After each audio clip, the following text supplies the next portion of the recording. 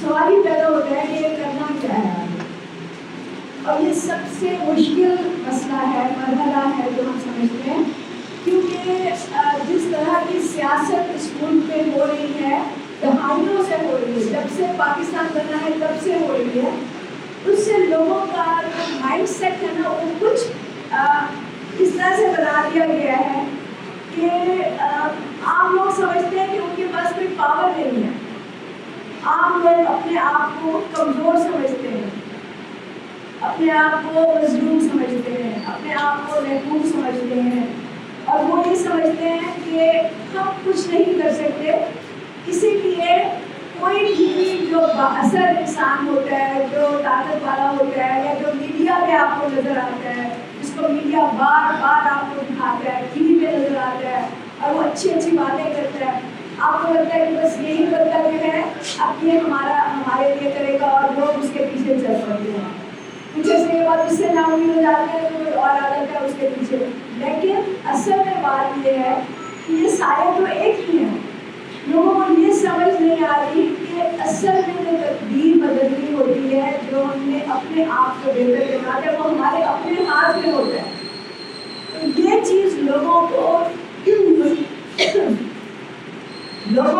اس بات پہ یقین دلانا، لوگوں کے ذہن میں یہ بات بٹھانا کہ طاقت صرف آپ کی ہے. یہ لوگ بات کرتے ہیں، ابھی آپ کو معلوم ہے چیف آف آرمی اسٹاف نے بھی ایک بات کی، انہوں نے بھی بیان کیا. انہوں نے کہا کہ طاقت کا سرچشمہ عوام ہے. ہر کوئی یہ بات کرتا ہے نا، جمہوریت میں بات کی جاتی ہے طاقت کا سرچشمہ عوام ہے. اس کا کیا مطلب ہے؟ اس کا مطلب یہ ہے کہ نہیں ہے جو ان کو کرنا چاہیے، کیونکہ ان کی ذہنی نشو و نما یا ان کا ذہنی رجحان اس طرح سے بن گیا ہے کہ وہ اپنی قوت کو سمجھ ہی نہیں پا رہے، اپنی طاقت کو پہچان ہی نہیں پا رہے. ان کو معلوم ہی نہیں ہو رہا کہ طاقت ہم ہے. مطلب آپ اگر ان سے یہ پوچھیں کہ جلسوں میں کون جاتا ہے، آپ دیکھتے ہیں نا کہ سیاسی جلسے ہوتے ہیں، بڑے بڑے لوگوں کے جلسے ہوتے ہیں، بلاول بھٹو کا، عمران خان کا، مریم نواز کے جلسے ہوتے ہیں، مولانا، وہ تو لوگ وہی ہوتے ہیں جو عام لوگ ہیں، جو صرف جلسے میں جاتے ہیں، لیکن ان کے ہاتھ میں کوئی فیصلہ کرنے کی طاقت نہیں ہوتی. وہ صرف ان سیاست دانوں کے نعرے سن کے، ان کے پیچھے نعرے لگا کے، ان کے جھنڈے اٹھا کے وہ یہ سمجھتے ہیں کہ انہوں نے اس سیاست میں، ملک کے اس سیاسی نظام میں اپنا حصہ ڈال دیا. لیکن وہ اپنی بلاول بھٹو کے سامنے، شہباز شریف کے سامنے، مریم نواز کے سامنے اور عمران خان کے سامنے لوگ گئے ہوں اور انہوں نے ڈائریکٹلی ان سے کہا ہو کہ ہم آپ کی بات نہیں سنیں گے جب تک آپ ہماری بات نہیں سنو گے. کوئی کہتا ہے، کوئی جرأت ہی نہیں کرتا، کیونکہ ان کو لگتا ہے کہ ہم تو کہیں گے ہماری بات کون سنے گا، ہم پہ تو لوگ ہنسیں گے، ہمارا تو مذاق اڑائیں گے، یا پولیس ہمیں اٹھا کے جلسے سے باہر لے کے چلی جائے گی. بس وہ اپنی ورک جو ہے، اپنی اوقات ہے، وہ اس کو اتنا ہی سمجھتے ہیں. تو یہ ایک ذہن بنا دیا گیا ہے صدیوں سے. مطلب یہ میرا خیال ہے کہ یہ جو عمل تھا، یہ تو کچھ سرزمینوں میں یہ صدیوں سے چلا آ رہا ہے، جہاں وڈیرہ شاہی مضبوط ہے، جہاں قبائلی نظام مضبوط ہے، جہاں سرمایہ داری مضبوط ہے، وہاں پہ یہ لوگوں کے ذہن اس طرح سے بنا دیے گئے ہیں اور ان کو یہ بتا دیا گیا ہے کہ تمہارا حق بس اتنا ہے کہ تمہیں بے نظیر انکم سپورٹ پروگرام سے کچھ مل جائے، احساس پروگرام سے کچھ مل جائے، تمہارے لیے کوئی لنگر خانے کھول دیے جائیں، تمہارے لیے کوئی پناہ گاہیں کھول دی جائیں.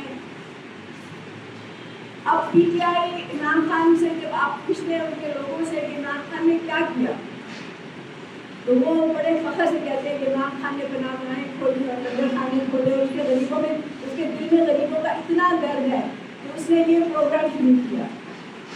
لیکن کیا غریبوں کے لیے پناہ گاہیں اور لنگر خانے رہ گئے؟ کیا ان کا حق بس اتنا ہی ہے کہ ان کو خیرات کے ٹکڑوں سے کچھ نہ کچھ ان کو دے دیا جائے؟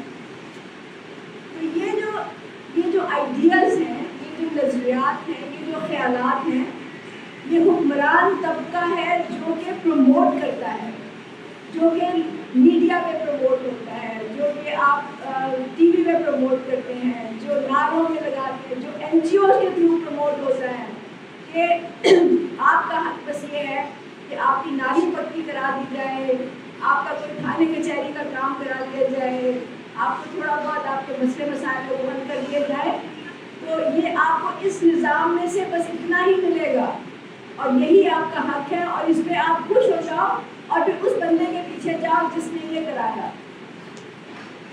تو اصل مسئلہ جب بھی ہم تبدیلی کی بات کرتے ہیں تو ہم ذہن کی تبدیلی کی بات کرتے ہیں۔ جب تک لوگوں کے ذہن نہیں تبدیل ہوتے ہم تبدیلی کی امید ہی نہیں کر سکتے۔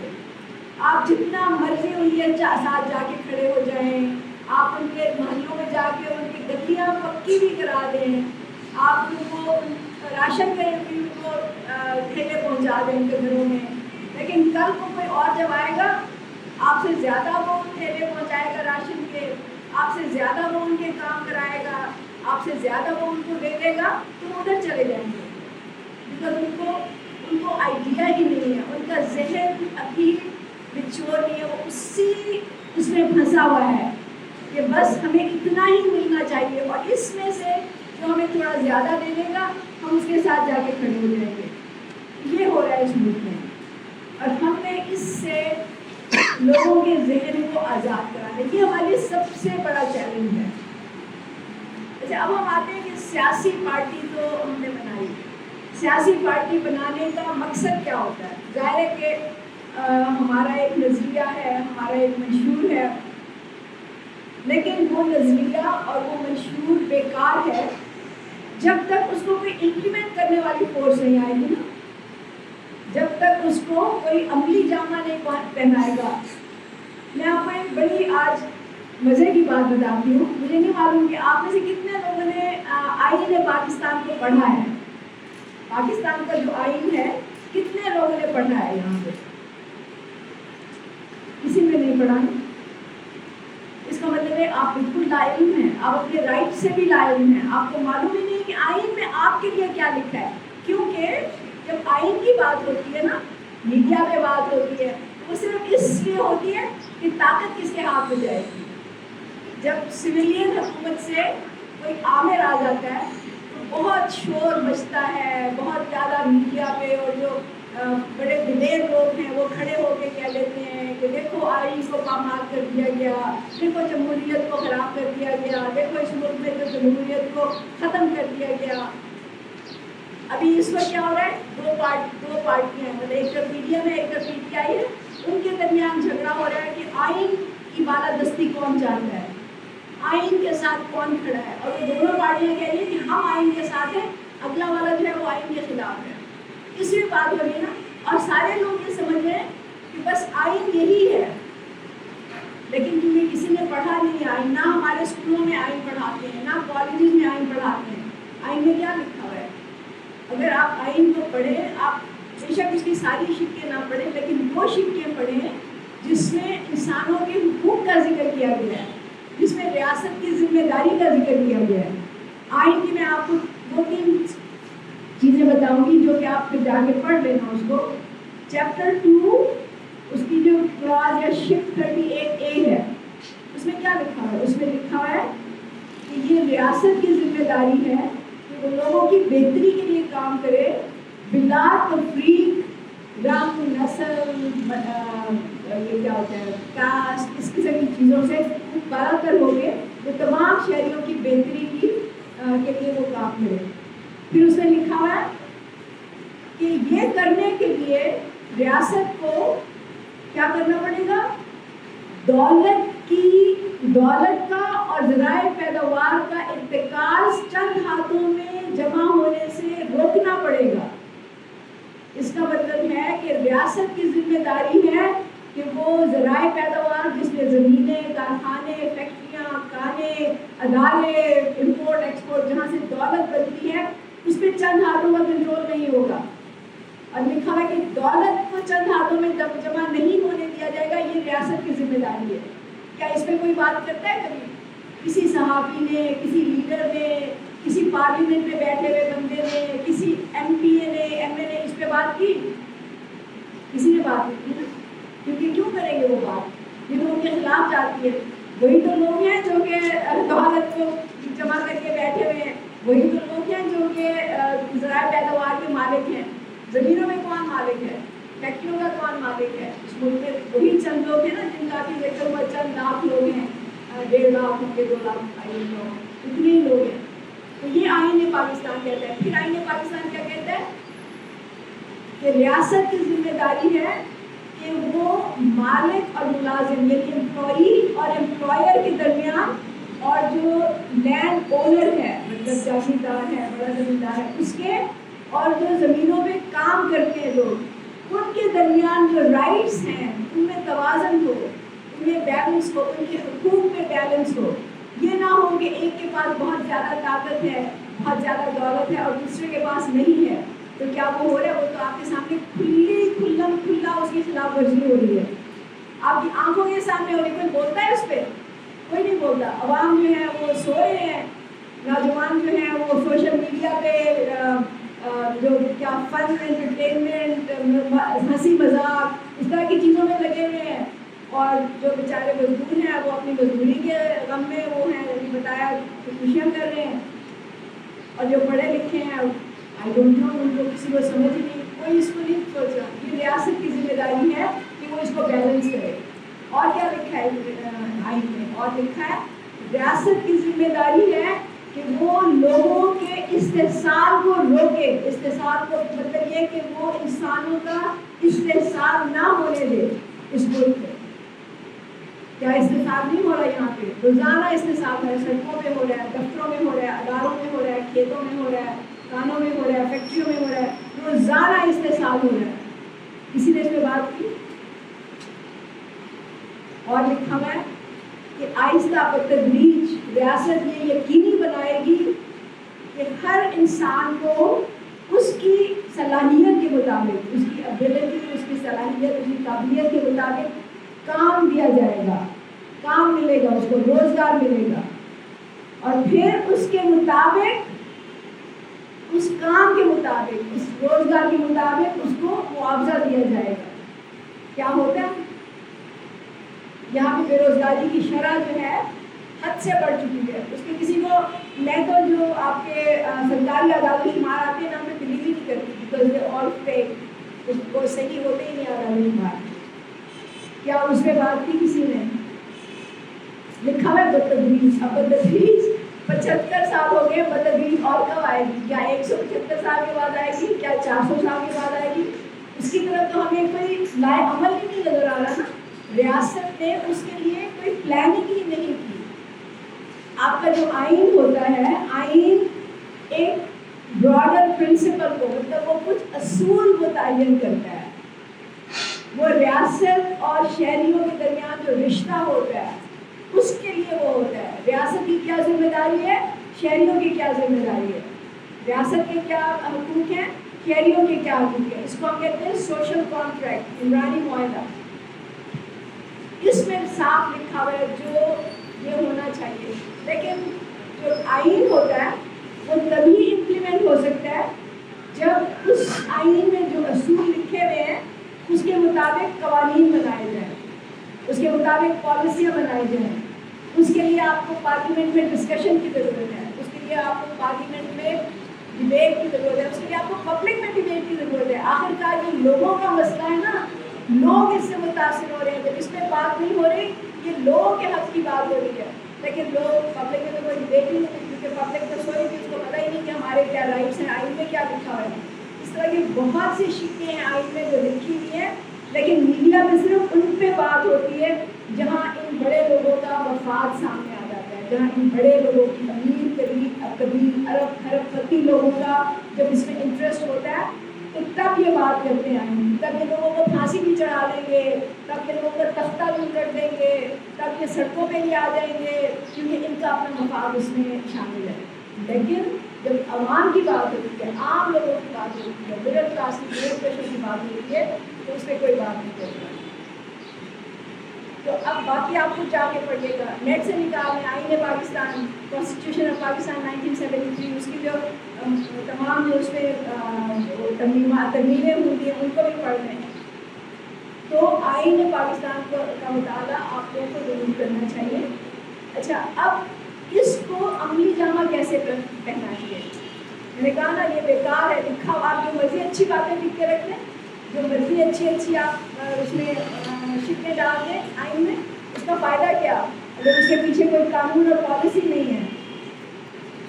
قانون اور پالیسی بنانے کے لیے ایک ایسی پارٹی کی ضرورت ہے جس کو سرمایہ دار، جاگیردار، ارب پتی لوگ نہ چلا رہے ہوں، یہ لوگ اسمبلیوں میں نہ بیٹھے ہوں، یہ لوگ پارلیمنٹ میں نہ بیٹھے ہوں، اگر بیٹھے بھی ہوں تو بہت مینورٹی میں ہوں، بہت کم تعداد میں ہوں، کیونکہ اس ملک کی 85% آبادی کم از کم جو ہے وہ محنت کش ہیں. ہم تو مڈل کلاس کو بھی محنت کش کہتے ہیں. جو بھی شخص اپنی قوت، چاہے وہ اس کی فزیکل اسٹرینتھ ہے، فزیکل ایبلٹی ہے، یا اس کی انٹلیکچوئل ہے، دماغی ذہنی اس کی صلاحیت ہے، اس کو بیچ کے جب وہ روزگار کماتا ہے، جب اس کو سیلری ملتی ہے، وہ سب محنت کش ہیں. اس ملک کے 85% لوگ جو ہیں وہ محنت کش ہیں، جو ذرائع پیداوار کے مالک نہیں ہیں.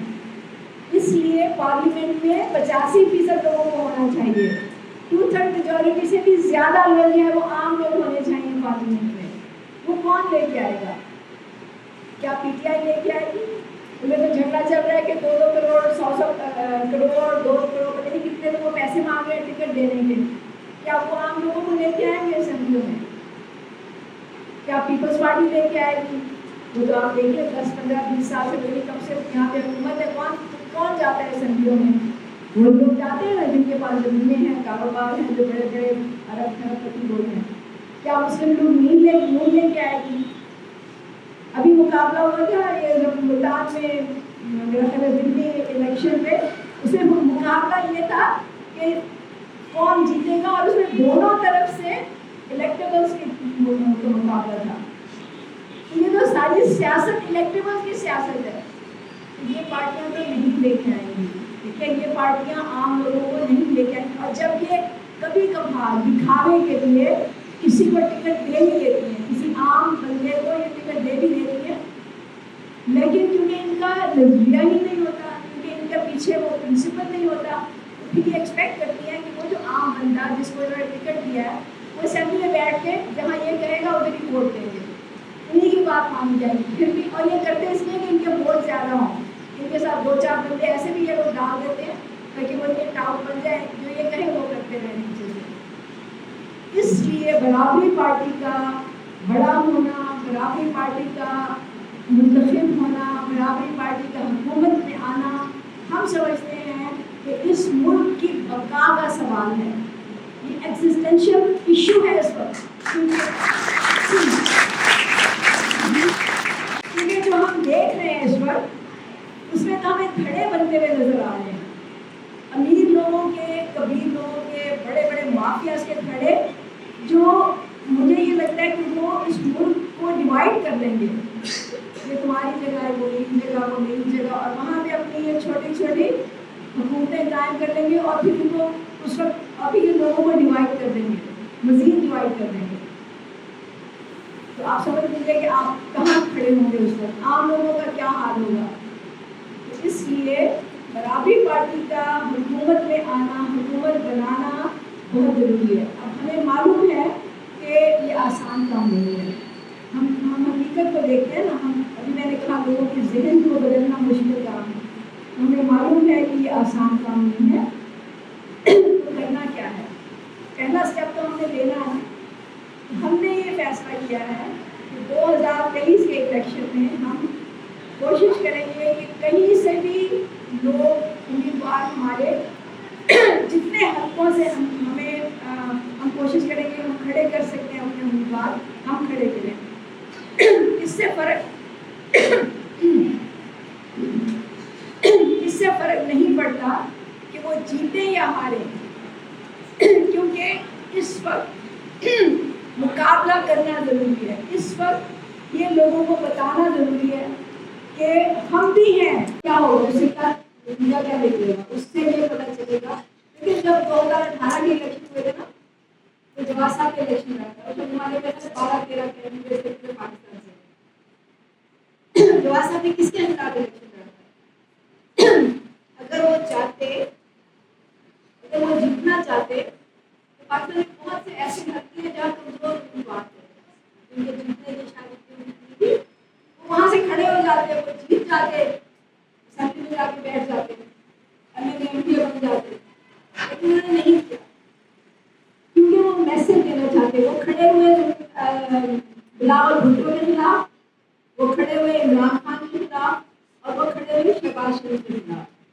ان تین پارٹیوں نے جو کہ پورے نظام کے نمائندے ہیں، ریپرزینٹیو ہیں، وہ ان کے خلاف کھڑے. ہم یہ چاہتے ہیں کہ عام لوگ بھی اب سرمایہ داروں جاگیرداروں کھڑے لوگوں کے سامنے کھڑے ہوں. ہمارا جو نعرہ ہے الیکشن کا وہ یہی ہے، الیکشن 2023 ارب پتی کا مقابلہ عام لوگ.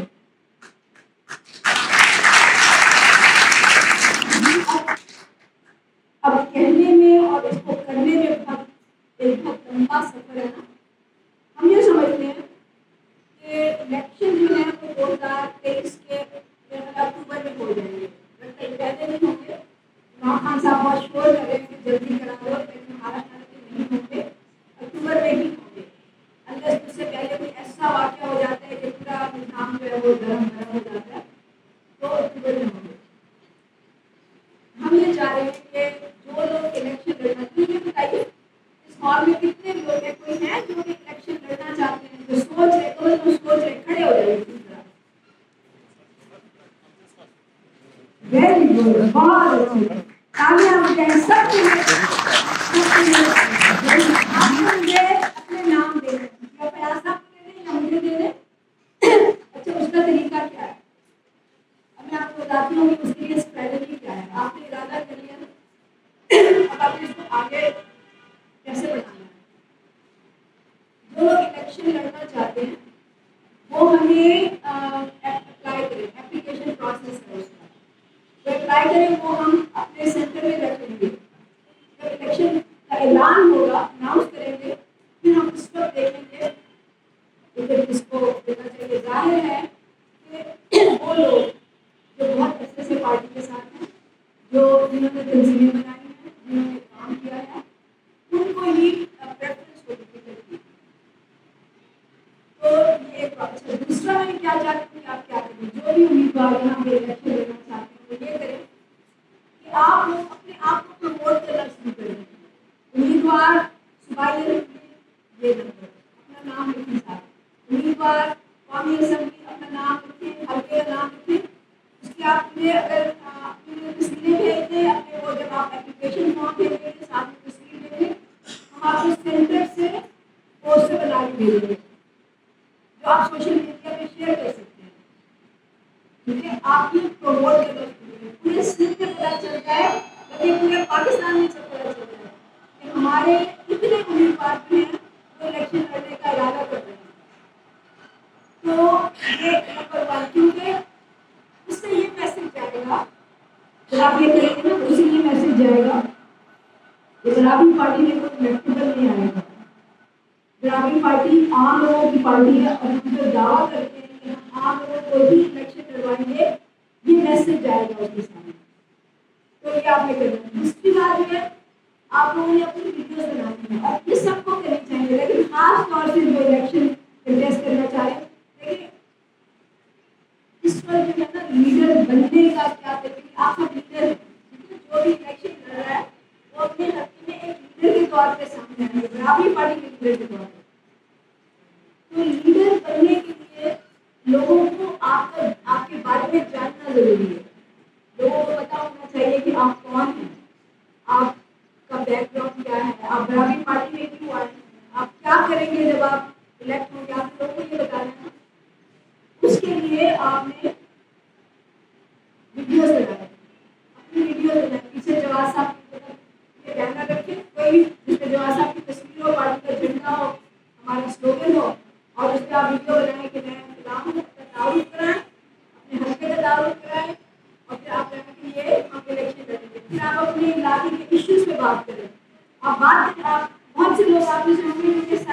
علاقوں سے ہیں جہاں سیلاب کے بعد سیلاب زدگان کے لیے ایک پیسہ بھی خرچ نہیں کیا گیا. اس کی بات کریں کہ یہ ہمارے علاقے میں یہ مسئلے ہیں. اور یہ کیوں ہے؟ کیونکہ تمام وسائل پر جو فیصلہ کرنے والے لوگ ہیں وہ ارب اور کھرب پتی ہیں. انہیں عام لوگوں کے مسئلوں کا پتہ ہی نہیں ہے. اس طرح سے لوگوں کو پتا چلے گا کہ آپ لوگ جو بڑھاپی پارٹی کے نمائندے ہیں آپ کو لوگ جانا. آپ بہت سے لوگوں کو یہ یقین نہیں آتا یا ان کے ابھی تک وہ قائل نہیں ہے اس بات پہ کہ میڈیا میں کتنا زور ہے, میڈیا کتنا پاورفل ہے. دیکھیے اس ملک میں بہت سی چیزیں ایسی ہوتی ہیں, اور صرف اس ملک میں نہیں, امریکہ میں بھی ہوتی ہے, پوری دنیا میں ہوتی ہے. میڈیا کی طاقت سے لوگوں کے ذہن بدلے جاتے ہیں. لیکن امریکہ نے عراق پہ حملہ کیا تھا, آپ کو معلوم ہے عراق پہ حملہ کیا تھا. لوگ اس وقت اس کے حق میں نہیں تھے, تو آپ اپنے تھی امریکہ کی وہ اس کے حق میں نہیں تھی. لیکن انہوں نے پھر کیا کیا, انہوں نے وہ پورا ایک پروپیگنڈا مشین چلائی کہ صدام حسین کے پاس تو ویپنز آف میس ڈسٹرکشن ہے. یہ ہوا نا, انہوں نے جا کے جنرل اسمبلی میں بھی پولر پاور نے بھی تقریر کر دی کہ ان کے پاس تو صدام حسین کے پاس تو ویپنز آف میس ڈسٹرکشن ہے, جس سے ہزاروں لاکھوں لوگ ہیں وہ مر جاتے ہیں, مر سکتے ہیں. انہوں نے پورا یہ بیانیہ کیا, لوگوں نے ان کے یقین کیا, اور آخر کار جب انہوں نے حملہ کیا تو کوئی نہیں بولا کیونکہ میڈیا کی پاور ہے. Media is very powerful. تو ہم نے میڈیا کیا ہے, اب میڈیا اس ملک میں جو بڑا میڈیا ہے, دیکھیے جو سرمایہ داری نظام ہوتا ہے اس میں میڈیا بھی سرمایہ داری نظام کے ہی کنٹرول میں ہوتا ہے. مطلب وہ آپ کو معلوم ہے جو بڑے بڑے میڈیا ہاؤس ہیں نا, چاہے آر ہے, جیو ہے, ایکسپریس ہے, سما ہے, ان ساروں کے مالکان جو ہے وہ ارب کھرب پتی لوگ ہیں. تو وہ ان کو یہ بات پسند نہیں آتی جب ہم دولت کے وکاس کو ختم کرنے کی بات کرتے ہیں, کیونکہ ان کا بھی مفاد اسی میں ہے کہ نظام چلتا ہے. تو شاید وہ لوگ آپ کو نہیں جگہ دیں گے, ہمیں بھی نہیں دیں گے. جواز صاحب کو بھی کہہ دفعہ وہ نہیں بلاتے کیونکہ جواز صاحب جو باتیں کرتے ہیں وہ پسند نہیں آتی. یا وہ ریکارڈڈ پروگرام ہوتا ہے, جب وہ نشر ہوتا ہے تو وہ کاٹ دیتے ہیں, کیونکہ وہ باتیں جو انہوں نے کہی تھی نا اس نظام کے حوالے سے وہ کٹ جاتی ہے, سینسر آؤٹ ہو جاتی ہے. تو شاید بڑا میڈیا جو ہے وہ آپ کو جگہ نہ دے, لیکن لوکل میڈیا بہت سے اس ملک کے چھوٹے چھوٹے صحافی ہیں, چھوٹے چھوٹے پبلیکیشن ہیں, چھوٹے چھوٹے چینلز ہیں جن کو چلانے والے عام لوگ ہیں. مطلب وہ کوئی بڑے جاگیردار سماجدار نہیں ہیں, ہو سکتا ہے ان کے پیچھے کوئی اور ہو, وہ ایک الگ سوال ہے.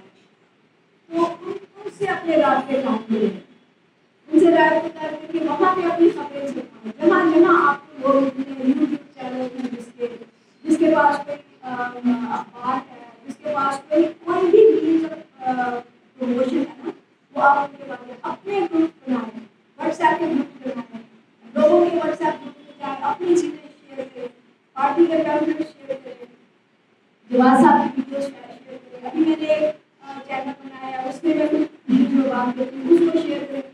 لیکن جب پہلے زمانہ ہوتا تھا نا, جیسے آپ سمجھتے روس کا انقلاب جو آتا تھا, تو پارٹی کیسے ہوتی تھی, پروموشن کیسے ہوتی تھی, پروموشن تب بھی ہوتی تھی, پروپیگنڈا تب بھی ہوتا تھا, لیکن اس کا طریقہ مختلف تھا. یہ تو سب ٹی وی تھا, سوشل میڈیا نہیں تھا, یہ سب شاید ریڈیو نہیں تھا, اس وقت آئے نہیں تھا. لیکن بیسیکلی اس وقت ان کی جو پروموشن ہوتی تھی وہ پرچے سے ہوتی تھی, ریٹن مٹیریل سے ہوتی تھی. کیونکہ آپ کو معلوم ہے کہ جو باشوی پارٹی کی جس نے انقلاب کیا, رشین انقلاب کیا, ان کے خفیہ وہ ہوتے تھے, پرنٹ ہاؤسز ہوتے تھے, خفیہ پبلشنگ ہاؤسز ہوتے تھے. کچھ رشیا کے اندر ہوتے تھے, کچھ رشیا سے باہر ہوتے تھے, یورپ میں ہوتے تھے. وہاں سے وہ اپنا جو مٹیریل تھا وہ اسمگل کر کے رشیا میں لاتے تھے, اور پھر رشیا میں جو لوگ ہیں, جو عام لوگ تھے, جن کو معلوم تھا ان کے ساتھ کیا ہوتا ہے, وہ اس کو پڑھتے تھے. جن کو پڑھنا نہیں آتا تھا وہ کسی پڑھے ہوئے بندے کو بلا کے سنتے تھے. اس وقت اس عہد میں print media is not habitable. Print media کوئی بہت کم لوگ ہیں جو کہ ہمارے ہیڈ لائنس پڑھیں گے لیکن کوئی تفصیل نہیں کرتا. اس وقت میڈیا جو ہے وہ سوشل میڈیا ہے, ڈیجیٹل میڈیا ہے,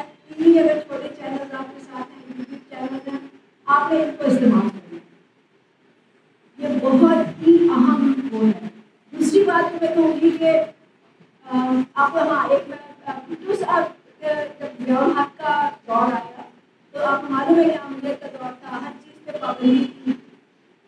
اس زمانے میں بھی جو لوگ لکھتے تھے، جو لوگ لکھاوی تھے، کیونکہ اس وقت ان کو جو پرنٹ ہاؤسز تھے، جو کاپی مشین تھی، ان لوگوں کو بھی ڈر ہوتا تھا کہ کہیں ضیاء الحق کو پتہ چل گیا تو پتہ نہیں ہمارا کیا حشر ہوگا.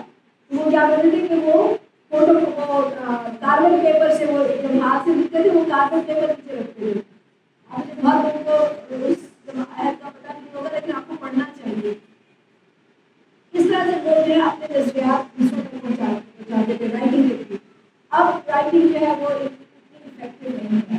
اسی طرح ایک زمانہ تھا جب لوگ اسٹڈی سرکلس کرتے تھے. ٹھیک ہے، 10 لوگ 20 لوگ 12 لوگ جمع ہوئے، انہوں نے کوئی ایشو لے لیا اور اس کو ڈسکس کیا، بیٹھ کے آپ ڈسکشن کی. اب وہ بھی طریقہ آپ سمجھتے ہیں کہ ایک طرح سے مضبوط ہو گیا، مطلب لوگ نہیں کرنا چاہتے، ٹائم نہیں ہے، وہ نہیں ہوتی ہے. سوشل میڈیا نے اب ان سب چیزوں کو ریپلیس کیا ہے. جو یوٹیوب میں ویڈیوز بنتی ہیں، ابھی جواد صاحب ایک پورا اپنا سلسلہ شروع کر کے رکھے ہیں ویڈیوز بنانے کا، جس میں اس معاشرے کی وہ بات کریں گے کہ معاشرے میں کیا ہو رہا ہے، اور پھر وہ بات کریں گے پارٹی کے نظریے کی اور پارٹی کے بارے میں مشہور وغیرہ کی وہ بات کریں گے. تو یہ چیزیں اب اسٹڈی سرکل کی ریپلیسمنٹ ہے. آپ نے اگر کوئی ویڈیو آئی ہے جواد صاحب کی دیکھ لی یا کوئی اور کی، آپ نے اس کو ادھر نہیں جانا، آپ نے اس کو سننا ہے، اس پہ ڈسکشن بھی کرنا ہے. آپ کو کوئی چیز لگتا ہے کہ وہ صحیح نہیں ہے تو آپ نے کامنٹ بھی کرنا ہے، یا اگر آپ کو اچھی لگتی ہے آپ نے کامنٹ کرنا ہے. تو we have to change our ways. ہمیں اپنے طریقے بدلنے پڑیں گے کیونکہ یہ عہد نیا ہے، یہ زمانہ نیا ہے، یہاں پہ طور طریقے نئے ہیں، پارٹیاں کیسے بنتی ہیں، لیڈر کیسے بنتے ہیں. وہ ہمیشہ سے ایک ہی طریقے سے بنتے تھے پروپیگنڈا سے، لیکن اب اس کا طریقہ جو ہے وہ بدل چکا ہے. ہمیں یہ کرنا ہے. تو آخر میں یہی کہوں گی کہ ایک تو آپ جو الیکشن لڑ رہے ہیں وہ اپنا نام پیاسا کو دے دیں، یاد سے دے اور اپنے پیاسا سے لگے دیں. دوسرا لمبے لے کے آپ مجھے دے دیں.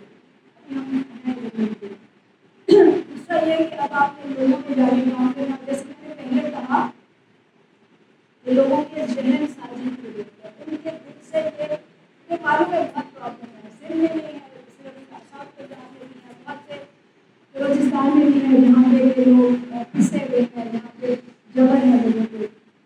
لیکن آہستہ آہستہ لوگوں کو بتانا یہی ہے کہ اگر آپ لوگ اسی طرح کرتے رہے، اسی طرح غلامی کرتے رہے، اسی طرح سامنے لائنیں لگا کے 2,000 کے لیے آپ کھڑے رہے، آپ کی اس کا مطلب ہے کہ آپ کی آئندہ نسلیں 100 سال تک بھی نہیں خوشحال ہوں گی، ان کو نہیں ملے گا. اور دوسری اس کا دوسرا نتیجہ یہ ہے کہ یہ ملک کہیں نہیں جائے گا.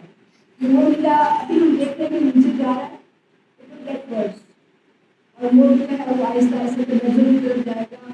دنیا آگے بڑھ رہی ہے، ہم پیچھے جا رہے ہیں. اگر ہمیں کچھ کہتے، اور میں دیکھ رہی ہوں کہ یہاں پہ بہت سے لوگ ایسے ہیں جو بہت پہلے سے پارٹی کے ساتھ ہیں، کچھ لوگ نئے ہیں.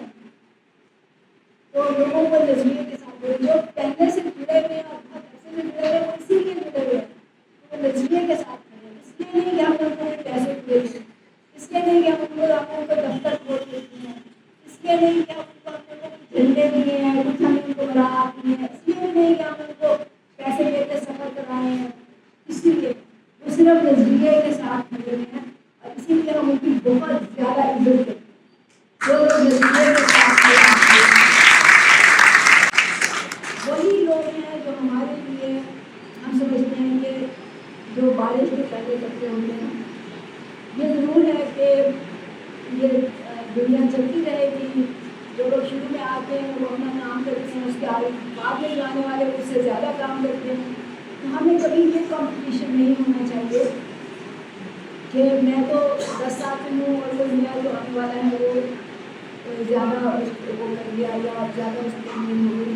بلکہ ہم یہ کہتے ہیں جب لوگ الیکشن لڑتے ہیں نا، تو جو ہماری جیسی پارٹیاں ہوتی ہیں جو اپنا نظریہ امپلیمنٹ کرنے کی کوشش کر رہی ہوتی ہیں، ان کے جو امیدوار ہوتے ہیں وہ پی ٹی آئی اور نون لیگ اور پیپلز پارٹی کی طرح امیدوار نہیں ہوتے، جو جھگڑ رہے ہوتے ہیں ٹکٹ ملے ملے تمہیں ملے کس کو ملے، اس پہ نہیں جھگڑے. وہ یہ فیصلہ کر رہے ہوتے ہیں کہ پارٹی کے لیے کون امیدوار بہتر ہے، کون جو ہے وہ زیادہ قابل ہے، کون سنسیئر ہے لوگوں سے، تنظیم سازی زیادہ اچھی کرتا ہے اور پھر وہ کنسنسس ڈیولپ کرتے ہیں کہ یہ والا بندہ جو ہے یہ پارٹی کو ریپرزینٹ کرے گا تو پارٹی آتی آئے گی. تو ہم ہر وقت جو بھی اسٹیپ لیتے ہیں ہم نظریے کو سامنے رکھ کے لیتے ہیں, اپنی انا کے لیے نہیں لیتے, اپنی اس کے لیے خوبی کے لیے نمائش کے لیے. بہت شکریہ. اگر آپ میں سے کچھ لوگ ہیں جو ابھی مزید ریاست کے بعد ہیں تو مزید گفتگو کرنا چاہیں تو ہم جن کو جانا ہے ہم تھوڑا سا اور ڈسکشن کر لیں گے چھوٹے گروپ میں بیٹھ کے, یہیں پہ ہم چیئرس کو وہ کر لیں گے. لیکن جو میں نے کہنا تھا موسٹ آف اٹ میں نے آپ کو بتا دیا. بہت شکریہ آپ کا, بہت بہت